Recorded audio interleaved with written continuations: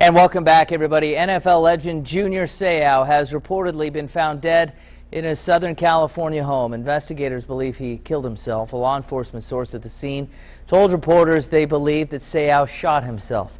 Seau also reportedly sent text messages to his ex-wife and 3 kids yesterday saying, quote, "Love you." The former All-Pro linebacker spent most of his career with the San Diego Chargers, had later stints with the Miami Dolphins and the New England Patriots. Junior Seau was 43 years old and leaves behind 3 children. And in response to Junior Seau's death, well-wishers and fans are leaving flowers outside of his home in Southern California. Seau is considered one of football's all-time greats. He played for the San Diego Chargers for 13 years, then for the New England Patriots before leaving the NFL in 2009. He was an All-Pro linebacker 12 times. Police in a Phoenix suburb are investigating the deaths of 5 people this morning. The bodies were found in a house in Gilbert, Arizona. That's a town just southeast of Phoenix. 4 adults and 1 child were found shot to death in the home. Police say one of the dead may be the shooter and say they are not looking for any other suspects at this time. It's unclear if there were others who were injured in the shooting or what the shooter's motive may have been. And 13 people are charged in the hazing death of a Florida A&M band drum major. 2 of the suspects were taken into Leon County Jail, that's in Tallahassee, yesterday. 26-year-old Robert Champion died 5 months ago after authorities say he was beaten to death by other members of the band in a hazing incident. 11 of those suspects charged with felony hazing resulting in death. Karen? Thank you, Bill. Security is tight today at a hospital in Beijing where blind dissident Chen Wancheng is believed to be after he was escorted out of the U.S. Embassy. Wancheng says he wants to leave for the U.S. rather than stay in China, believing his safety cannot be assured under a deal between Beijing and Washington. Initially, it was that deal that convinced him to leave the embassy Wednesday after taking refuge there for 6 days.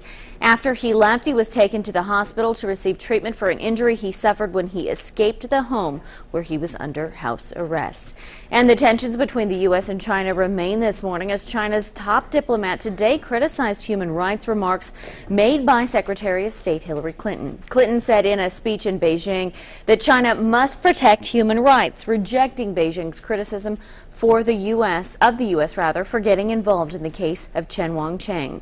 Her comments came as Chen Wancheng pleaded for more help from Washington. He wants the U.S. to fly he and his family out of that country. And multiple sources confirm former presidential candidate Michelle Bachmann will make an endorsement today. Bachmann reportedly will endorse Mitt Romney and will appear with him at a campaign event in Portsmouth, Virginia.